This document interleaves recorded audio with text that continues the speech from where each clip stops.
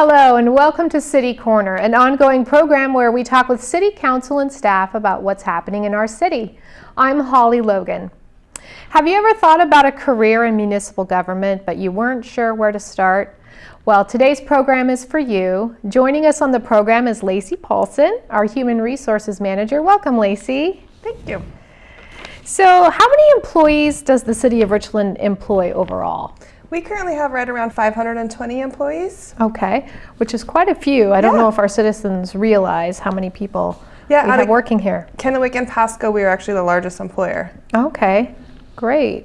Yeah, we are a full-service city. A lot of people don't know that, but we have our own power conglomerate, as well as we operate a landfill with all of the solid waste collection drivers for the City of Richland as well. We don't contract those services out. So we hire everyone from police officers to firefighters to solid waste collection drivers to linemen that work on the power side of things. Yeah, it's very diverse. A lot of diversity within the city.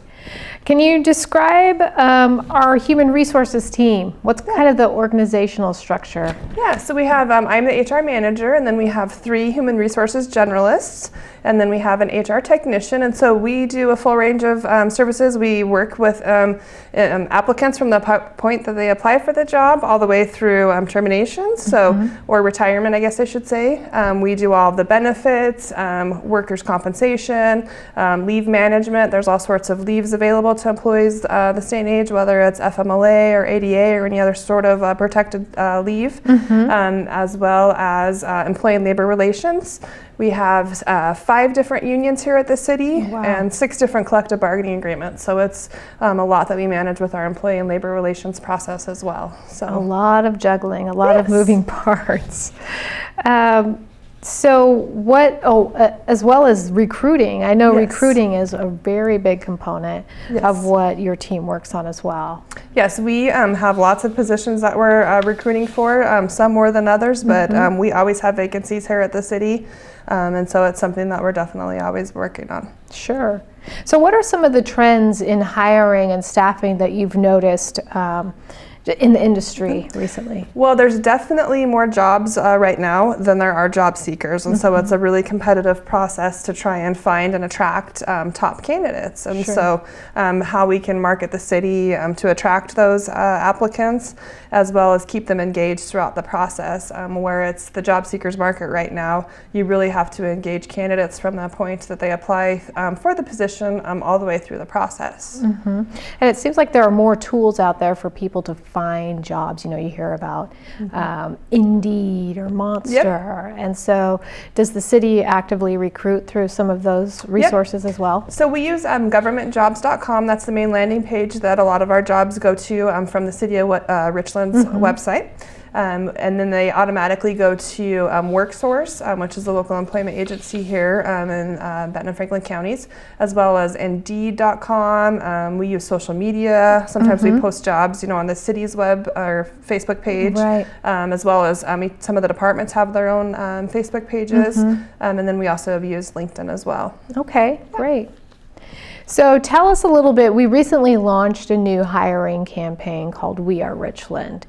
Can you tell us a little bit more about the goals behind the campaign and kind of what prompted the effort? Yeah, especially in our public safety positions, so with police and fire, we were realizing that our applicant pools were down and we were struggling to get good candidates. And so both of the departments put together some recruitment teams, and we came together and focused on what can we do to attract top candidates and attract applicants to come and work for the City of Richland.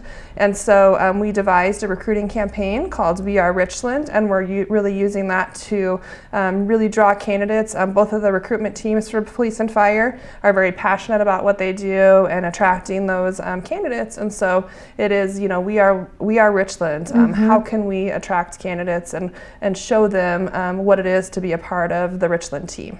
Yeah, and I really appreciate how there's a lot of emphasis on the culture within the City of Richland and within those 2 departments, as well as our commitment to the community and the community involvement. And so I think that that's great that showcases those elements of it to show, what really makes Richland special. And I think there's also a focus on the city's values throughout that campaign of teamwork, integrity, and excellence are traits that we're really looking for in candidates as well. Yeah, I think that's a great point. So in regards to the public safety recruitment efforts, what are some of the additional testing requirements or disqualifiers that potential candidates should consider prior to applying? Yeah, so with the public safety positions for police and fire, we do contract out with public safety testing. They are an organization that conducts the upfront testing for those positions. So before they apply with the city, they would need to conduct the testing with public safety testing. So for police, that involves a written test as well as a physical aptitude test, a PAT. Okay. And then for fire, there's a FST, which is a fire safety test that they have to do, which is a written test, as well as a CPAT physical examination that they have to pass with public safety testing. So that's the initial step, and once both of those tests are passed for both positions, then candidates are welcome to apply for the City of Richland.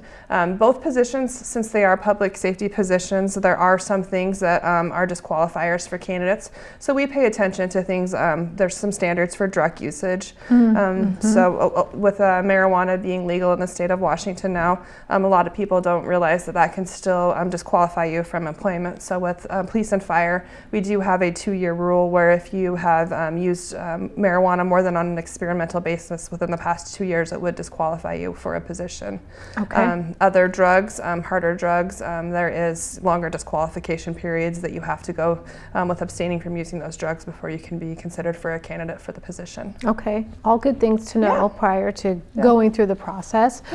Is there a requirement, or does it depend on the position to be college educated, or does it go more along the lines with your testing and your scores within the testing? It depends on the position. For police and fire, a high school diploma or GED is all that's required. Okay. But for those candidates who do come in with those with education, so whether it be an AA or BA, both of those positions do have education incentive pay for obtaining those degrees as long as they're related to the field. So that's an incentive as well for those candidates. Okay, great. Yeah.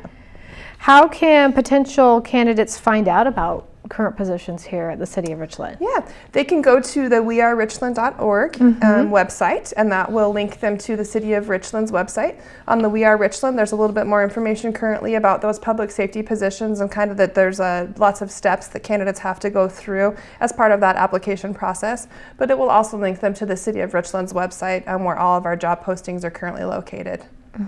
How can our citizens be notified of upcoming positions? We do have a great feature on our website with job interest cards, and so we encourage people, if they're interested in working in certain positions or certain career fields, you can actually go to our website under Human Resources, which is under the Administrative Services Department, and there is a tab for a job interest card, and so you can select a job interest card for each of those categories that you may be interested in, and the system will actually send you an email when a job is posted, so you can be aware that that job is available to be or accepting applications. That's a great tool. Yeah.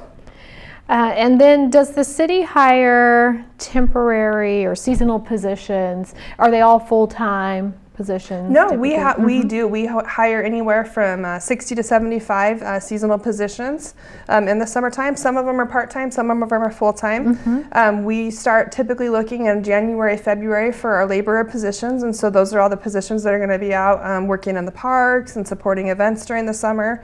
Those are full-time positions. Typically the seasonal assignments last anywhere from 6 to 8 months.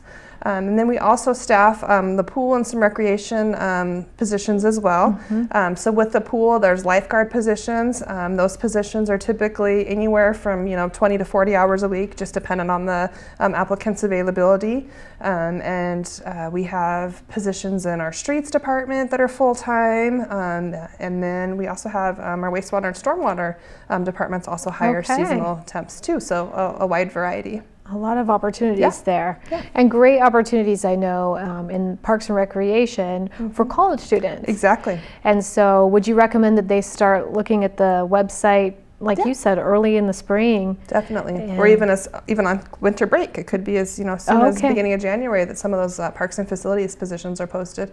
And for applicants that may be just available during the summertime, we do have provisional assignments as well that are up to 4 months. That works better sometimes for college candidates. Yeah. Great.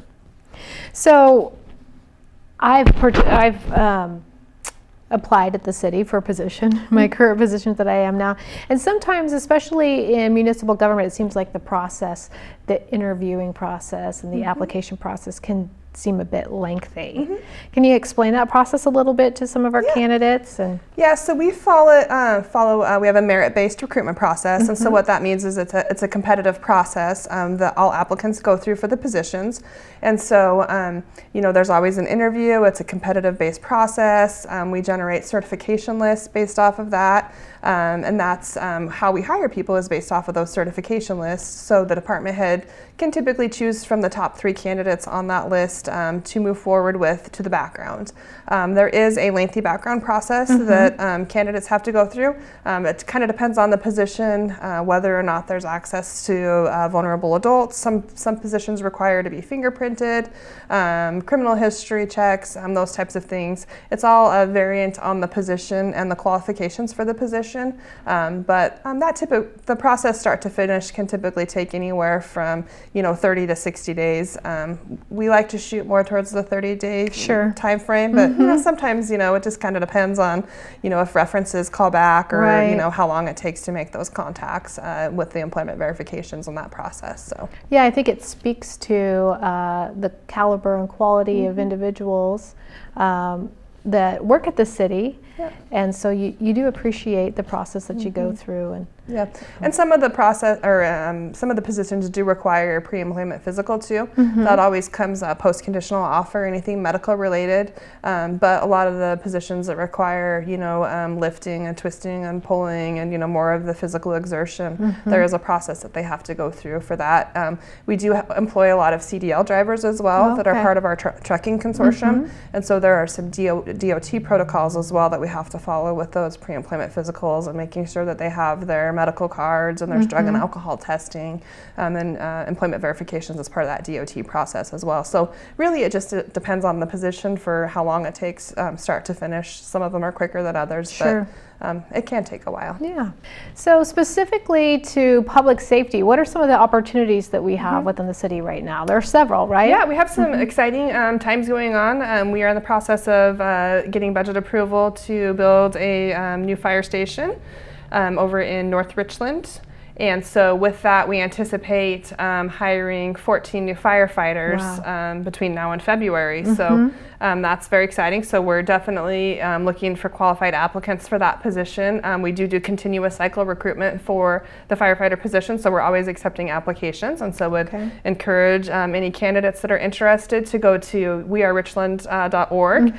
There's information about the process, what would qualify or disqualify someone from that, and then the steps that they would need to go to contact public safety testing and start the process with them. I think we list some of the upcoming dates for those testing opportunities, correct? Yeah. Public safety testing, they typically test throughout the state of Washington. Sometimes there's, especially with fire, the CPAT is typically offered only in Kent or Spokane, and so they will list the dates that testing is being held throughout the state of Washington. Okay. Yeah. And then when they are hired on and they need additional training, is that training done here locally? Yes, we actually, and that's why our goal is to get them on in February, is because we're actually, our staff over at Richland Fire and Emergency Services participates with both Kennewick and Pasco to put on a local fire academy. Oh, wow. And so the local fire academy starts at the end of February, and that's where our new recruits will be going to, that academy here locally. Okay, and that's about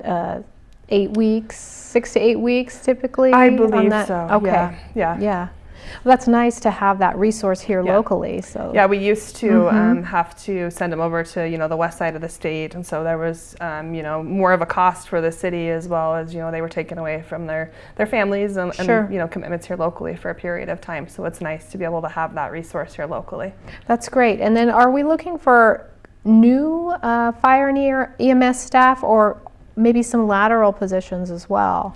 We actually don't have laterals for the fire department, but they do evaluate, whether or not somebody's been to an academy before. Okay. And there's a process that they go through with the on-the-job training to look at where they would be brought in at. Okay. Yeah. Great. But to transition, we are always looking for police officers.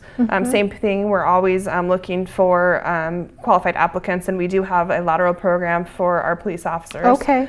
So anyone that has 2 years of commissioned law enforcement experience would be eligible to lateral over to the department as a lateral transfer. And so we are always accepting applications for both the entry-level police officer position as well as our lateral police officer position. So in addition, we're also always looking for applicants for our emergency communications dispatcher positions.